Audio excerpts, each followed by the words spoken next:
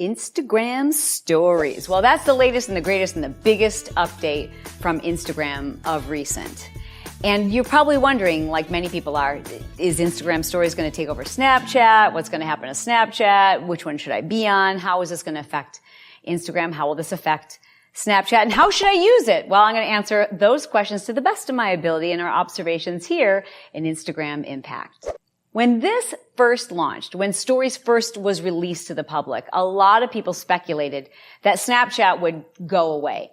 And we have seen that there has been a decline in the number of people using Snapchat who they're already on Instagram. They already have a following there. So it just makes sense to stay on one platform.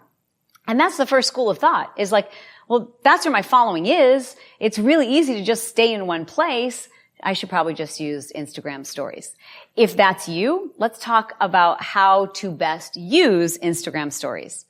Remember that people can see how many snaps or quote stories, how many pictures, how many videos that you're going to be viewing when they click on your story.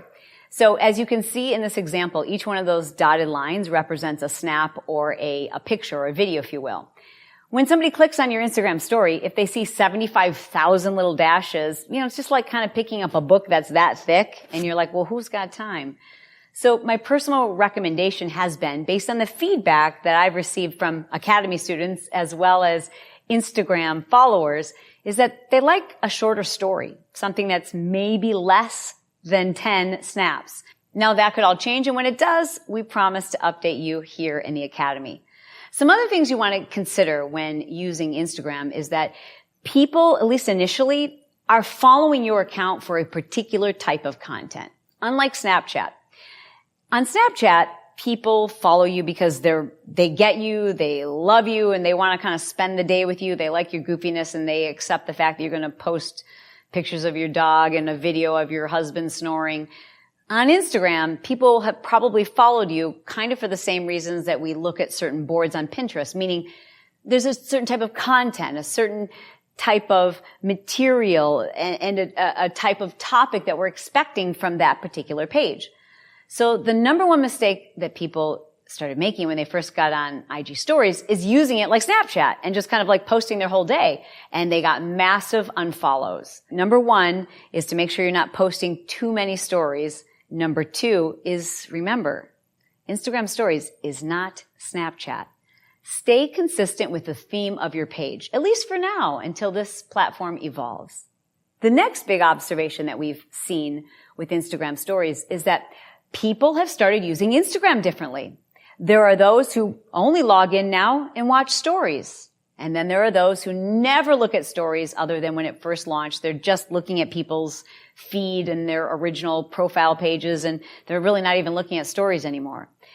Keeping that in mind, remember that if you're doing an Instagram story and you want people to look at something that's on your page, you might need to direct them there. It's also one of the few platforms where I think it makes sense to send people to another platform. So, for example, in the Marketing Impact Academy 2.0 course, I suggest that you not send people on a, wild goose egg hunt in social media. And by that, I mean like those people who are like, hey, thanks for watching me on Facebook. Don't forget to head over to YouTube and watch my latest YouTube and subscribe to my YouTube channel. And then when you get to YouTube, it's like, hey, don't forget to tweet me your response to this video. And then when you on Twitter, it's like, hey, and don't forget that you should check out my Pinterest. It's like, why are you sending people all of these places when ultimately what we need to do is get people to our website, right? Like, this isn't about popularity in social media.